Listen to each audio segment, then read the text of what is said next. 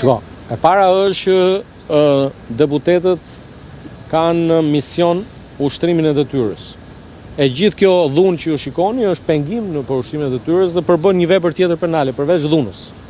Pra, çdo deputet që pengohet goditet për shkak të detyrës, dhe ju e dini që goditja për shkak të detyrës është një vepër penale që dënohet në Kodin Penal të Republikës së Shqipërisë.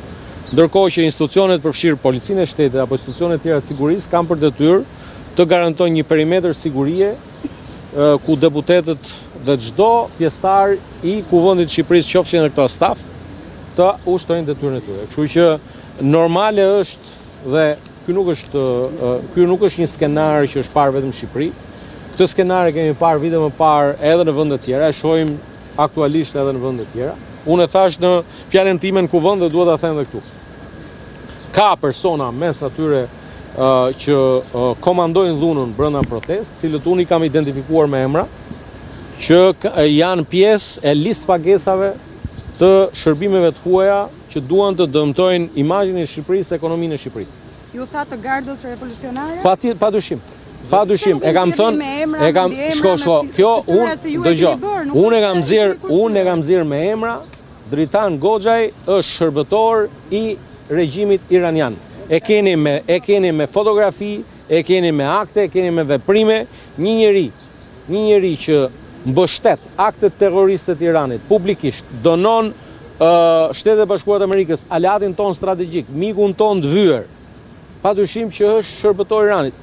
Sa i përket pjesës vlefshmërisë atyre që them unë, besoj shumë dhe prandaj po ju them që janë organet e drejtësisë ato që duhet i ndjekin këto shqetësime dhe unë besoj shumë që në ditën e vijim do të ketë fakte konkrete dhe procedime konkrete lidhur me organet e drejtësisë do ta hetojnë këtë dhunë ndaj qytetarit, shikoj pak.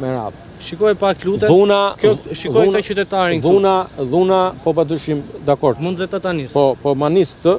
Po. Manis këtë sikurse policia duhet ta hetojë. Sikurse edhe këtë gjakun e punojësit policisë këtu. Po, ta hetojë. Ja ku e ke, ja shikoj këtë. Po. Ja ku e ke gjakun. Ja, ta shohin edhe kamerën. Ja ku e ke. Po, ja edhe këtu. Dhe ja ku e ke.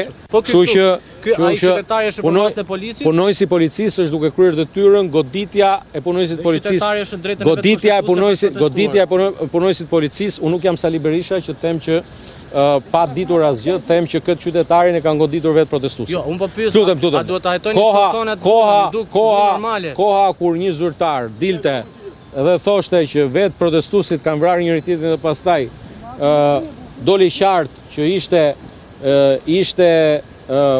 urdhri i Sali Berishës dhe sot unë pres të mbaj fjalën në Kuvendin e Shqipërisë në raportin për prokurinë e posaçme, sepse në rezolutën e Kuvendit të Shqipërisë, Kuvendi i